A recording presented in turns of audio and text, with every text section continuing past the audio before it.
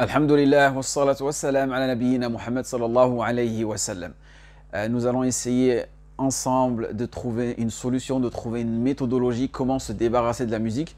Beaucoup de personnes, beaucoup de musulmans se plaignent aujourd'hui d'être hantés par des chansons, des refrains que eux-mêmes ils n'arrivent pas à contrôler. Voilà, c'est au fond d'eux-mêmes, ça se répète et ils ont du mal à s'en débarrasser. Ils sont venus peut-être même, ils ont une certaine addiction à la musique, malgré qu'ils ont pu entendre différents rappels à ce niveau-là.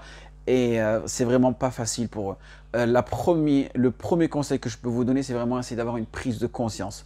C'est de se poser la question, pourquoi le musulman ne doit pas écouter de la musique? Tout simplement parce qu'Allah subhanahu wa ta'ala, il nous a créés pour l'adorer. C'est-à-dire le but suprême de notre création, c'est d'adorer Allah subhanahu wa ta'ala.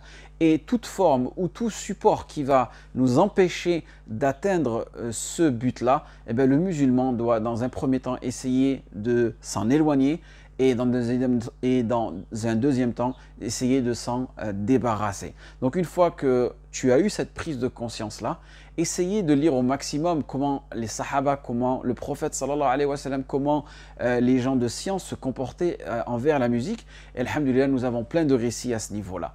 Deuxième étape qui va être très importante, c'est tout simplement essayer de localiser vos moments, vos endroits dans lesquels vous écoutez de la musique. Par exemple, ça peut être dans ta voiture. Si dans ta voiture, tu as l'habitude d'écouter beaucoup de musique, essaye de te débarrasser de tous les CD. Si tu as une clé USB, de tout support musical, essaye de t'en débarrasser, d'accord? Car petit à petit, tu vas voir, tu vas créer un certain environnement dans lequel ça sera un environnement sain. Nous avons une règle, al-takhliya qabla al-tahliya. C'est-à-dire, il faut vider un espace avant d'en remplir un autre. Et essayer de se vider cet espace néfaste de la musique et tout simplement essayer de le remplir par un aspect, on va dire, positif, et que ça peut être tout simplement des podcasts ou tout simplement des rappels, ou encore mieux, d'écouter le Coran. Alhamdulillah, de nos jours, nous avons des belles récitations, d'accord, de différents qari. Vous pouvez mettre ça en place. Et voilà, écouter un qari, un deuxième qari, un troisième qari, et avoir une panoplie de différents récitateurs, et écouter ça en boucle. Et vous allez voir petit à petit, qu'est-ce qu'il va faire le Coran, par la permission d'Allah, il va chasser cette musique de votre cœur. Aussi, essayez de vous éloigner des personnes qui vont vous inciter à écouter de la musique, et rester avec des personnes qui vont vous faire le rappel en permanence. Et une fois que tu as établi toute cette, on va dire, cette méthodologie-là, n'oublie pas de demander à Allah subhanahu wa ta'ala son aide. Iyyaka na'budu wa iyyaka nasta'in. Nous le répétons toujours dans Surat al-Fatiha. Oh, c'est toi que nous adorons, c'est toi que nous implorons. Donc nous avons besoin de l'aide d'Allah subhanahu wa ta'ala pour pouvoir surmonter cette épreuve-là.